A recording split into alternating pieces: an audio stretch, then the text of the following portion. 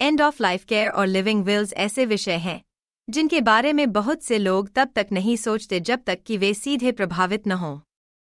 हालांकि भारत में अपने अधिकारों को समझना महत्वपूर्ण है, खासकर जब आप या आपका कोई प्रियजन किसी गंभीर या लाइलाज बीमारी से जूझ रहा है। हेलो एवरीवन, जैसा कि आप समझ ही गए होंगे, इस वीडियो में मैं एंड ऑफ लाइफ केयर और लिविंग विल्स के बारे में चर्चा करूंगी। तो चलिए शुरुआत करते हैं इस सवाल से, what is end of life care? Simple language में एंड ऑफ लाइफ केयर का मतलब है उन लोगों को मेडिकल, इमोशनल और प्रैक्टिकल सपोर्ट देना जो जीवन के अंतिम चरणों में होते हैं। यह मरीज को आराम देने, दर्द कम करने और उनके अंतिम दिनों में गरिमा सुनिश्चित करने के बारे में होता है। इन शॉर्ट, यह है पेन मैनेजमेंट और पैलिएटिव केयर। मरीज और परिवार के लिए इमोशनल और मानसिक सपोर्ट, और मरीज की बिलीफ के अनुसार आध्यात्मिक देखभाल। अब अगला सवाल ये है कि लिविंग विल क्या है? एक लिविंग विल एक कानूनी दस्तावेज है जो एक व्यक्ति को अपनी हेल्थ रिलेटेड इच्छाओं को पहले से रिकॉर्ड करने का अधिकार देता है। यह डॉक्टरों और परिवार के सदस्यों को बताता है कि व्यक्ति किस प्रकार के मेडिकल उपचार चाहता है या नहीं चाहता, यदि वह बीमारी या चोट के कारण अपने निर्णय व्यक्त नहीं कर पा रहे होते हैं। उदाहरण के लिए, एक व्यक्ति अपने लिविंग विल में यह लिख सकता है कि वह लाइफ सपोर्ट पर नहीं रहना चाहता यदि किसी सुधार की संभावना नहीं है। इसके अलावा वह उन पेनफुल ट्रीटमेंट को नकारता है जो दर्द को बढ़ा देता है। अब अगला सवाल है कि क्या लिविंग विल इंडिया में लीगल है? यस, लिविंग विल्स भारत में लीगल हैं, बशर्ते यह दी गई शर्तों को पूरा करता हो। 2018 में भारत के सुप्रीम कोर्ट ने लिविंग विल्स की लीगैलिटी को common cause versus union of India मामले में मान्यता दी। कोर्ट ने यह निर्णय दिया कि हर व्यक्ति को चिकित्सा उपचार को मना करने का अधिकार है, जिसमें गरिमा के साथ मृत्यु का अधिकार भी शामिल है। अब अगला सवाल है, लिविंग विल कैसे बनाते हैं? भारत में लिविंग विल बनाने के लिए निम्नलिखित स्टेप्स होते हैं।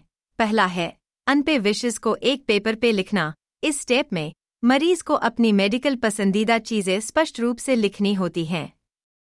इसके अलावा उन स्थितियों का उल्लेख करें जिनमें लिविंग विल लागू होना चाहिए, जैसे टर्मिनल बीमारी, स्थायी वेजिटेटिव अवस्था आदि। दूसरा है सिग्नेचर और विटनेसेस। इच्छाओं को स्पष्ट रूप से लिखने के बाद इसे 2 गवाहों के सामने साइन करना होता है। ध्यान रखें कि गवाह मरीज से संबंधित नहीं होने चाहिए या उन पर मरीज का कोई वित्तीय निर्भरता नहीं होनी चाहिए। तीसरा है उस डॉक्यूमेंट को नोटराइज करना। लीगल वैलिडिटी देने के लिए डॉक्यूमेंट को नोटराइज कराना जरूरी है। चौथा है इसके बारे में फैमिली और डॉक्टर को बताना। अब इस दस्तावेज को सभी परिवार के सदस्य और डॉक्टरों के साथ शेयर करना जरूरी है जो सीधे इस मामले से जुड़े हों। और अंत में इस डॉक्यूमेंट को मैजिस्ट्रेट के पास सबमिट करना। सुप्रीम कोर्ट के दिशा निर्देशों के अनुसार लिविंग विल को स्थानीय मजिस्ट्रेट को सौंपना होता है। मजिस्ट्रेट डॉक्यूमेंट की जांच करेगा और उसे रजिस्टर करेगा। अब आप यह सोच रहे होंगे कि end of life planning important क्यों है? पहली बात कि ये फैमिली स्ट्रेस को कम करता है। दूसरे शब्दों में, एक लिविंग विल आपके परिवार को बिना किसी अपराध बोध या भ्रम के निर्णय लेने में मदद करता है। दूसरी बात ये कि ये पेशेंट के विशेस को इम्पोर्टेंस देता है। इसका मतलब है कि यह सुनिश्चित करता है कि आपकी मेडिकल पसंदीदा चीजें पूरी की जाएं। ऑन टॉप ऑफ दिस, ये पेशेंट को अननेसेसरी सफरिंग से भी बचाता है। इसका मतलब है यह उन उपचारों से बचने में मदद करता है जो बिना किसी सुधार की उम्मीद के दर्द बढ़ाते हैं, खासकर जब सुधार की कोई संभावना नहीं होती। हालांकि यह इतना आसान नहीं है क्योंकि इसमें कुछ चुनौतियां भी शामिल हैं। जैसे, फर्स्ट ऑफ ऑल, बहुत सारे लोग लिविंग विल्स के बारे में नहीं जानते हैं। दूसरी बात, मौत के बारे में चर्चा करने के लिए सामाजिक मान्यता नहीं है।